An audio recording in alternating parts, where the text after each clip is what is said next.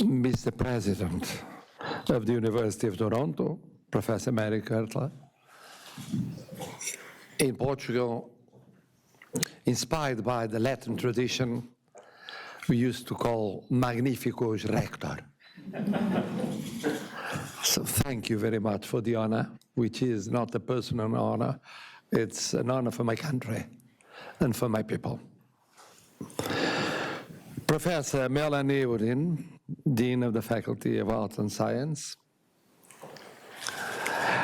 Professor Ana Pérez Leroux, Chair, Department of Spanish and Portuguese.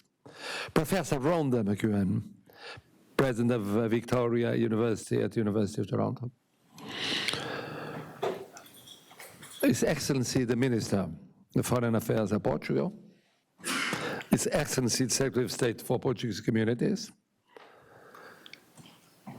His Excellencies, the representatives, members of Parliament, representatives of all the parliamentary groups existing in our Parliament, 6 of them, going from, I would say, from one to the other side of the hemicycle, which is a very subtle way of saying with different points of views. Mr. Ambassador of Portugal in Ottawa, Mr. Consul General of Portugal in Toronto. I would like to start by thanking Professor Mário for his invitation, which is an honor and a pleasure for me. In our lives, usually we have honors that are not pleasures, and pleasures that are not honors. In this case, there is a coincidence. I feel very happy, and I feel very honored, because I'm at home. My life, my real life, as the Minister for Foreign Affairs life, is being professor. I started as a student in my university, Lisbon University, in 1966, a long time ago. I had my PhD in 85, but I was assistant professor much before the revolution. So in 72, 50 years of lecturing, it's a long time. Around 33,000 students. But I also lectured abroad in several universities all over the world, and in Portugal, in Coimbra, perhaps the most famous one, in Oporto, where I founded the law school of Oporto, in Minho, nearby my hometown, in Évora, so in so many other universities, starting with economics and finance, and tax law, and then I chose constitutional law, administrative law, international law, European law. Well, I was given a subject, which is a very important subject, as you mentioned. The subject of the Portuguese spoken all over the world as an universal language. The 5th in the world, spoken, really spoken. The 1st in the Southern Hemisphere, not far away from the Spanish, but on account of Brazil, Angola, and Mozambique, we are a little bit better and stronger than our neighbors. And not only neighbors, but today, brothers. We started by being, I wouldn't say a son of Spain, because Spain didn't exist. There were different kingdoms, but of the Kingdom of Leon. And then when they unified, there was already Portugal for centuries. So many of the European countries were born, I would say almost all of them, after Portugal was born. France, Italy, Germany, Eastern European countries, many of them, even Nordic countries, they were born later on. It is impressive that you started lecturing Portuguese before the great wave of the Portuguese diaspora to Canada. Because we are celebrating the 70th anniversary of the arrival of the Saturnia to Halifax. And today we even met, not even an hour ago, 3 of these pioneers still alive, which is astonishing. So before there was a community of around 500,000 of Luso-Canadians, you were already lecturing Portuguese. It's what I would call prospective, seeing far away, very far away. We are very grateful for it. Strategically, Portuguese is important, as I said, because we'll be much more than 400 million by 2050, and much more than 500 million by 2100. Because, with the exception of Portugal living in Portugal, for now, the Portuguese spoken in the Portuguese-spoken countries, speaking countries, is spoken in young societies, very young societies, which is the case of Brazil, Angola, Mozambique, Guinea-Bissau, Eastern Timor, very young society, far away in the Pacific, but also São Tomé and Príncipe, Cape Verde. And that means there will be an increasing world of youngsters speaking Portuguese. But we are having Portuguese-speaking communities in every continent.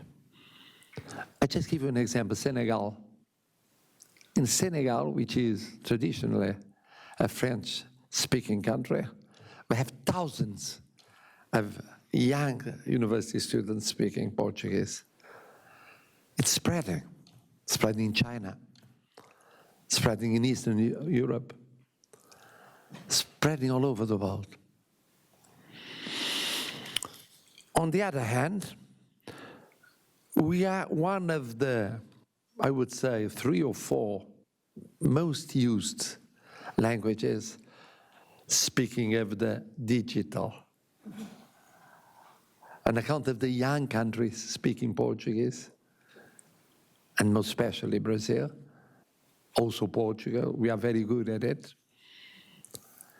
We're going up concerning Portuguese as a digital language, a language of the future. It is a language of added value. It is a language of business, a language of science, a language of culture, an old culture, not just an old history, an old culture, a language of education. It's also a language of values. And you recall the 25th of April, 74, the revolution of freedom and democracy, because those values are precisely freedom, liberty, democracy, and dignity of human being altogether, enshrined in our Constitution. Finally, for all those who don't speak Portuguese, learning the Portuguese language is now more than just an exercise in intellectual curiosity. It's a safe investment in personal and professional development, a vehicle for enhancing your value as future professionals in an increasingly competitive labor market. I must stress that many international institutions use the Portuguese as an official language or a working language. And NGOs all over the world are using the Portuguese. Speaking of our diaspora in Canada, that you know quite well, it's so important, so homogeneous, and so well integrated that we must thank Canada for it. Those 500,000 people, mostly living in Ontario, Toronto, 300,000. In Montreal, 100,000. In Vancouver, 50,000. And the rest spread all over the country. Correspond to a reality that didn't stop. You could saw it when arriving. Now, at this prestigious university, policemen, public works, together with federal MPs, member of provincial governments, provincial MPs, so many mayors. And it has changed. It was not the case in the first generation, but it became a reality at the end of the second generation, and with the third, and now the fourth generation. The teaching of Portuguese at the University of Toronto is an example of the potential, something that is the future, inevitably. The promotion of Portuguese language in Canada is one of our priorities in bilateral relations between Portugal and Canada, connecting not just the Portuguese descendant to their origins, but as a business tool. We are seeing Canadian investment coming to Portugal. We are having Portuguese companies investing in Canada. So many Canadians, and not just Luso-Canadians, choosing Portugal for a second home or a third home. That's reality today. Here in Canada, you know that Portuguese is taught in 5 of the 10 Canadian provinces: British Columbia, Alberta, Manitoba, Ontario, and Quebec. It's taught from preschool to university, including adult education. This educational offer has supported the network of professional, financial, and teaching resources organized by Camões Institute, and is backed up by the Portuguese Embassy in Ottawa, our consulates, and the Portuguese Teaching Coordination Structure in Toronto. In primary and secondary school, there are currently around 3,800 students enrolled in the 2 options of Portuguese language education. Classes integrated into regular Canadian education, normal school term. But at the same time, we have classes parallel to regular education, after school, weekly, or on Saturday. Portuguese classes are offered in 27 locations in Quebec, Montreal, Laval, Ontario, Manitoba, Alberta, and British Columbia.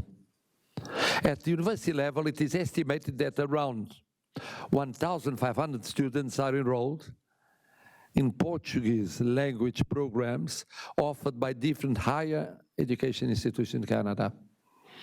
There are 11 institutions offering Portuguese studies in 7 locations. The Portuguese is spoken from coast to coast, from the beaches of the Atlantic Ocean to the Pacific Ocean. Because the Portuguese-speaking countries are present in all the continents and touched by all the oceans. And that's very unique, because other communities of language are not so broadly spread all over the world. They have a very specific concentration. That's not our case. And the language that also enriches Canada's linguistic landscape.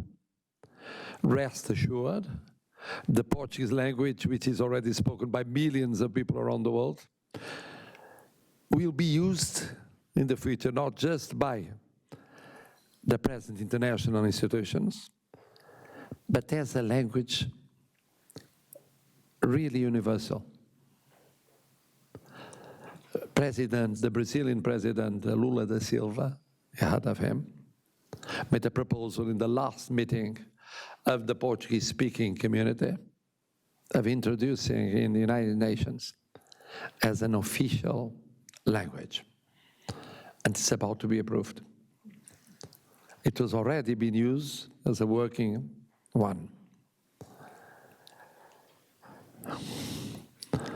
So, as a pioneer, when we are celebrating the Portuguese pioneers in Canada, I must add to this celebration another one concerning the University of Toronto.